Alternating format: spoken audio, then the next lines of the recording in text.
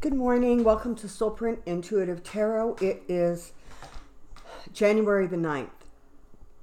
So Jerri just thought he would pop in and say hello. He says it's been kind of stressful for people the last few days. For those of you who are new to this channel or don't know, Jerri is one of our cats. He is a rescue. He is part Maine Coon. He is, I think, 5 now. I'm not sure. And he has 3 legs. So, but he thinks he's a rock star. He knows he's a rock star. And he just likes to make cameos every once in a while. Because he says it always helps when he comes and everybody can go, "Aw," and then they just all feel better. Isn't that right, buddy? Want to say goodbye? Say bye. Down you get. Go be productive. So, hello, good morning. All right, so literally as I'm sitting down to record this, I think they just started the vote in the House with regards to whatever the resolution it is, sort of limiting Trump's ability to go to war with Iran. So, you know, the House is it's gonna pass the House, and it's gonna go to the Senate, and it's gonna die. So that's where we're at. But yeah, that's where we're at. Okay, so it really has been kind of a stressful several days, okay, since last Thursday or Friday, whenever it was that Soleimani guy was assassinated. There's just, can't say it in another way. So I want to take a look at that. And I also so I want to look at sort of what the ramifications, sorry, my thoughts just tootled off. So I want to take a look at sort of how things are sitting now, and that briefing that was going on yesterday kind of landed with a bomb. People were not impressed at all. There was not enough information given. It was very vague. And, you know, when Republicans are yelling and screaming, you know there's a problem. And like the ones who came out and said, "Oh, it was brilliant. It was the most perfect, you know, briefing we've ever had. I can't believe how extensive it was."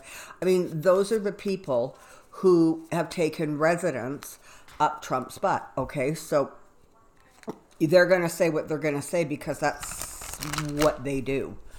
Okay, and the other thing I want to take a look at, and I'm going to do it first, is I want to take a look at Puerto Rico.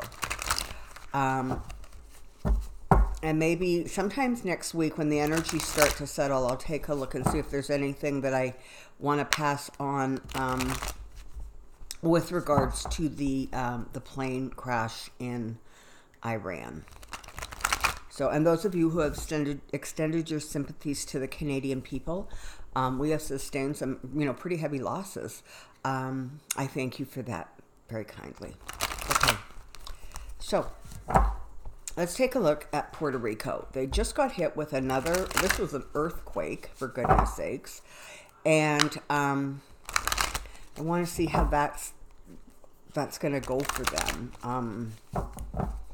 Sometimes when it comes to Puerto Rico, it really does feel like lately, if it wasn't for bad luck, they would have like none at all. And it helps not one little bit that the administration in the White House, and particularly the president, you know, feels that they are not really part of America, not really their problem, and that of course is permeated. And so what you have now is a bunch of people who just sort of feel like it's totally okay to just pick and choose who you're going to give aid and support to. Come on down. Let's see. Okay, so one more quick shuffle, and I'm looking at Puerto Rico in the aftermath of this earthquake.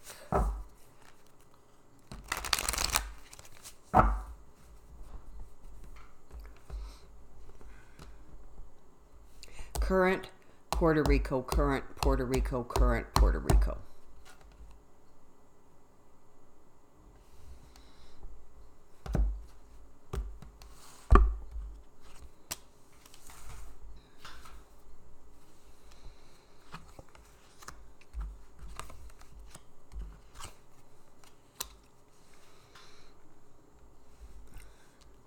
Okay, well, this is kind of the short message. Okay, so right now they have sustained yet another rather significant hit.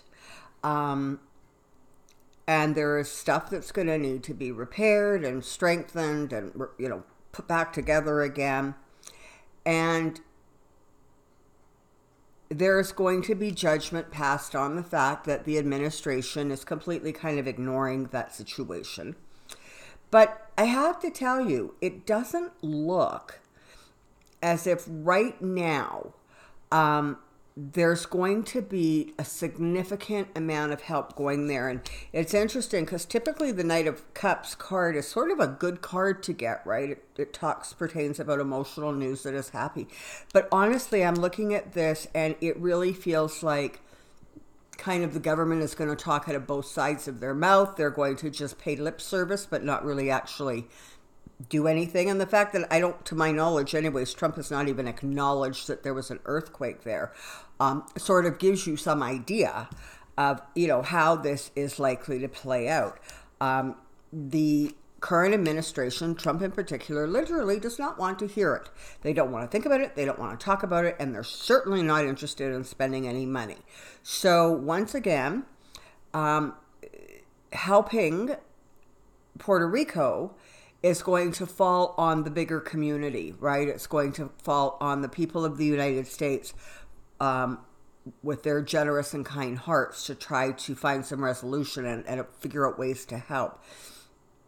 It may even come from other international areas.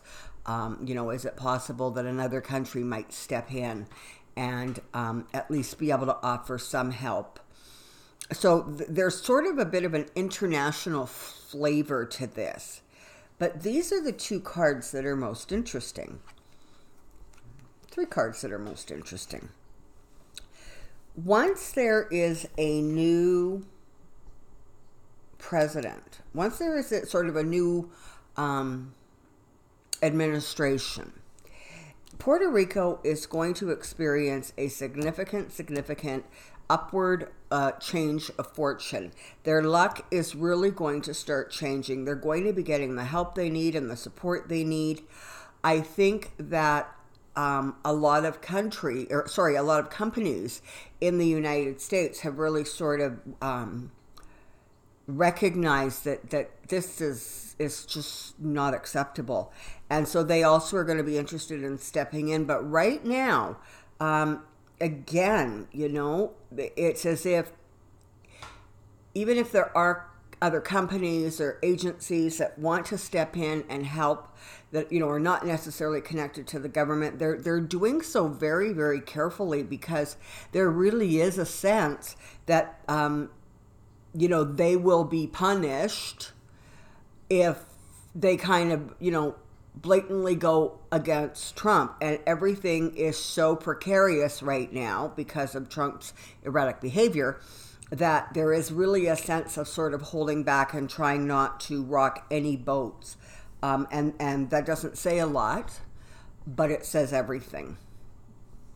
So, like I said, it very much looks like with a new president, a new incoming administration, Puerto Rico is going to find things significantly turning in their favor. And they end up with the Ten of Cups, which is lovely, right? Because the Ten of Cups talks about sort of coming to a place where you feel content, where emotionally you have some happiness and some sense of security. So good things are coming. Unfortunately for right now, it is a matter of riding out the storm. But as I said, you continue to get really good, strong cards. So as things move forward for Puerto Rico, I can see sort of from the middle, I want to say the middle of 2020 through especially 2023, it just feels as if that is going to be when that country really, really is able to set some significant, not only recovery in motion, but set improved standards in motion so that, some of these storms are just so catastrophic that it doesn't, I think, matter what or how you build. There's going to be damage, but at least to some degree, put things in, put regulations, etc., in place that could help minimize it.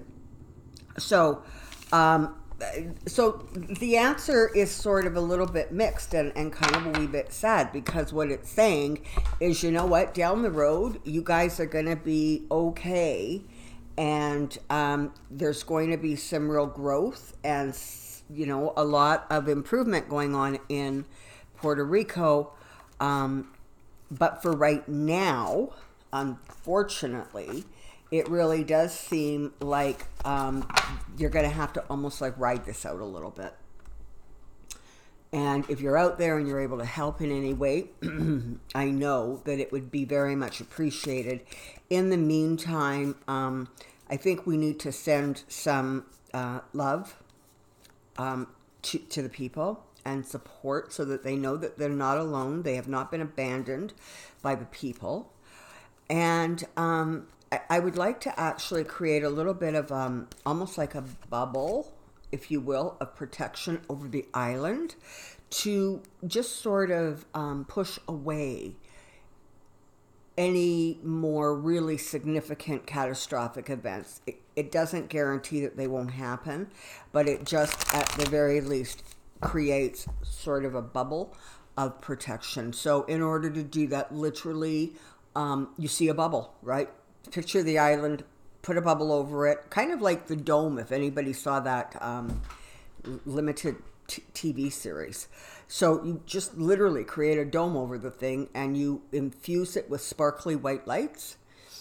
And we're going to call in Archangel Michael for additional protection, and his color and his lights are like a dark purple. So for those of you kind of not into that information, I'm done talking about it now. So here we go. Let's take a look at what is going on in Washington. It feels like this week it's almost just been, it feels kind of like I keep reading on almost the same topic every day. And that's because it's continuing to evolve. I'm pretty sure yesterday I did say that I thought that things were going to settle, and I did say that Trump was going to beat his chest, and he didn't disappoint. So let's take a look at what exactly is going on. You've got Nancy Pelosi, she doing that vote right now, and she's still not handing over the articles of impeachment. You have Democrats and Republicans up in arms over the way that briefing was conducted yesterday. And I don't know what was going on with Trump. I did not watch the whole announcement that he made yesterday, but I did see a couple of little excerpts of it. And energetically, he very much felt reprimanded. That's what he felt like he had gotten his knuckles smacked. And this was almost like his detention or his penance. It felt very much like it was sort of like, listen, enough. You get up there and you start calming these waters. And I think he didn't understand that his move was not going to be considered brilliant and strategic and strong. It was just considered incredibly foolish and dangerous. So here we go. Let's check out the goings on in Washington. Let's see what's happening. Come on down. I've got a question. So the question here is,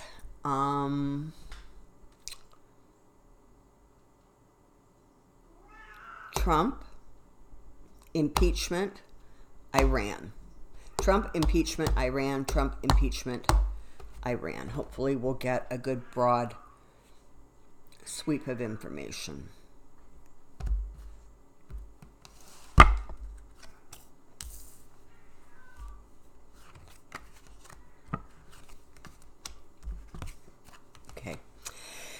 So to start with, the communications have been juvenile.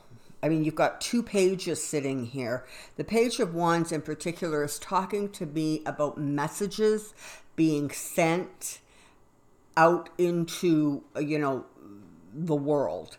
And they're coming across as juvenile, childish, ill-informed. And so that is actually part of the pushback that is going on behind the scenes. And of course, everybody's hands are tied because he has become kind of so erratic that there's really, you have to tread very, very carefully around him, it seems to me. And you have more truths that are in the beginning stages of coming out. So after the impeachment vote and, through the Christmas break, there was, again, more information coming out. You have court rulings that are not in his favor. He wins an occasional one, but for the most part, they're really not going in his direction. So there's just this energy around him that kind of says, he believes that he is strong and tough and powerful. And the universe would kind of like him to know that ultimately divine truth wins out, okay? And this Ace of Swords is held by divine energy. And so it is literally saying the truth will come out, and that truth is what makes almost the country strong again, if you will. It sets in motion a lot of the healing that needs to go forward. I keep saying this, there's just a lot of stuff going on behind the scenes that we don't know about. And it doesn't appear as if it's actually going that well for Trump.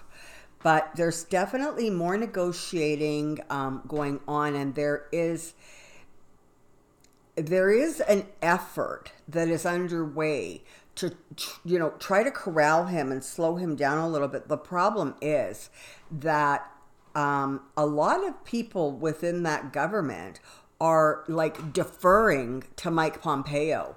So even some of the people or agencies that normally would have been strong and been able to sort of hold their ground, what has happened is the strong people have left or been removed, and now you have a bunch of sycophants, and they are listening. Literally, if Pompeo says it, if Trump says it, it's almost the same thing. And so there is a lot of deferment going on, a lot of, okay, that's what you want. And that's exactly how this whole situation with Iran unfolded, right? He was given a whole list of options. The one that was the most violent, the one that was the most dangerous, the one that put lives at risk, that was the one he chose. And I'm believing that Mike Pompeo had a great deal to do with that. So, like I said, there are people who are trying to corral him, but they're not really able to get a good grip on him, because those in his immediate, those who he is listening to the most are really, really not only getting what they want, okay? So they're not going to buck him. But again, he is a useful puppet not only to Putin and not only to Xi, not only to Saudi Arabia, but he is a useful puppet to government within his own country. So what you have is a lot of people doing their very best to fill their pockets before the ride is over and they're left out in the cold. And make no mistake, some of those politicians who have been around the block a time or two, they know exactly what's coming down. And at this point, they're just sort of trying to batten down their own hatches and try to keep themselves safe, which is sort of a sad commentary on,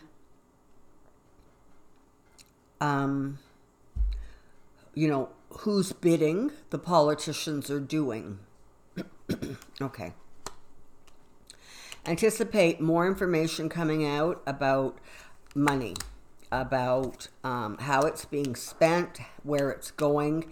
And again, right now, it really, really feels as if it is the investigative journalists who are really going to propel some of this information forward into the surface.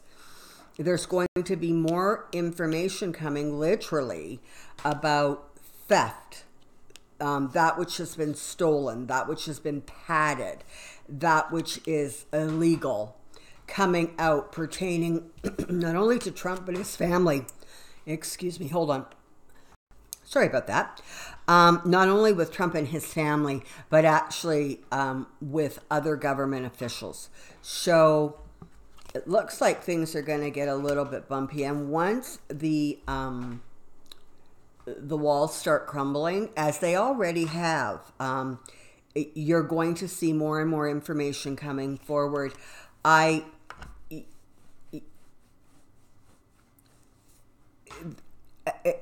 said before, it's like death by 1,000 cuts. And in some ways, it's almost like death by 1,000 towers. And I think I'm stealing that from the comment section, but it's a great line. So what you're having is tower after tower after tower moment with Trump and to some degree his administration. And so at some point, the entire structure is going to be so weakened that it's just going to collapse in on itself. Until then, you literally, what we are witnessing now are the cracks in the foundation. The cracks are getting bigger and they're more abundant and they're getting wider. So I know everybody wants us to stop like 3 years ago, but it has to play out. There are still things to be learned, wisdoms to come to. There are still understandings that need to come. I was humored, and I do not mean to insult anybody, but I was humored yesterday to hear people saying things like, well, Iran doesn't want a war with the United States because we'll just bomb the crap out of them. They're not going to want to take on our military. No one's questioning the fact that you guys have a really amazing, powerful military, okay? However, nobody was saying, oh, but you know what? They really don't probably need to take on our military because they are masters at cyber attack. And they've already proven it. Apparently, a little while ago, somewhere in the States, they shut down a bridge, or no, a dam. They have the capacity. So before a whole lot of army moves in to bomb them, I'm thinking they probably only have to push a few buttons to take out the grid, you know, the water supply, banks. So again, there's just a little bit of that almost unfounded arrogance. I'm sorry. That, you know, they just can't be brought down. And part of this whole process that the United States is going through is recognition that, you know what, in fact, yes, in fact, anybody, any country can be brought down. And sometimes in order to, you know, you just need to pull back and take some really good objective looks about what goes on in a country, what is deemed acceptable, what is deemed not acceptable, how the citizens are actually involved and how they're being heard and how they're reacting. So it's not going to happen in like a big bomb moment because there are still things that need to be learned and understood. So, okay. Yeah, things have gotten, again, you know, there's a lot of backwards thinking. There's a lot of behavior and actions that are not within the light going on within the administration and the White House. And their greatest fear is illumination. I mean, that is why McConnell is trying to push this thing through so fast because, again, everybody is terrified of not only what has already come out, but what could come out, because what was supposed to be a Christmas break that was going to let everything die down, in fact, ended up being a period of time where there was more and more information coming out to support the impeachment efforts. And so that's going to continue. I do not see Nancy relinquishing just yet. Yes, there are, at some point, there's going to have to be a firm decision made. Either, you know what, we just refuse to hand over the articles of impeachment because there is no guarantee this trial will be remotely fair. Or it's going to be, you know, some give and take that takes place and they're able to move forward with that. But continue to see expect a lot of like friction and talk about it, and people kind of squawking and, you know, muttering between themselves. But for right now, it looks as if she is still holding firm. And, you know, there's definitely, she's sort of pushing back and saying, you know what, no, I have the upper hand here. And she's not willing to relinquish it at this point. And for the people, the government officials who are out there saying already this needs to, and these are Democrats, you know, this needs to stop, just give them the darn articles. Those Democratic people need to be flooded with comments from their constituents. Nancy Pelosi has served the situation very, very well, and really it should not be questioned. And if it is the senators, the Democratic senators who are saying that, one actually has to question what their motives are and why they would be pulling away from kind of the party's stance on this. There is more work going on behind the scenes. There is more to come out. There is more to be done. And ultimately, the American people are going to win. And other, you know, places like Puerto Rico, the environmental rollbacks, a lot of stuff that has been damaged. If the right president, vice president team get in, with the 2020 election, you're going to see a great deal of repair being done. So right now, I don't see any considerable blow up at this time with or from Iran. However, Iran has a lot of proxies. A lot of people will do their fighting from other countries on their behalf. So I'm not going to say that America is completely absolved. It doesn't make sense. I mean, just think about it logically. Iran bombed a couple of military sites and they notified them. So everybody was in their bunkers. And people are trying to believe that that is the entire amount of retribution that is going to come for killing the second most powerful person in the country of Iran. Give your head a shake. It's going to come. It's just not necessarily going to come from Iran proper. So, take comfort from this, okay? Things are changing. They're maybe not moving along as fast as you want them to, but they are changing. There are still understandings that need to be come to, awarenesses that need to surface. And that is happening as there is an ongoing recognition of, in fact, how sort of weak some of those guardrails are, and what happens when you have, you know, traditions as opposed to laws. So that's going on. And that will get changed. Puerto Rico, continue to send love, keep that bubble around them, and know that in a year, I guess a little bit over a year from now, you are going to see a revival and a rejuvenation of that country.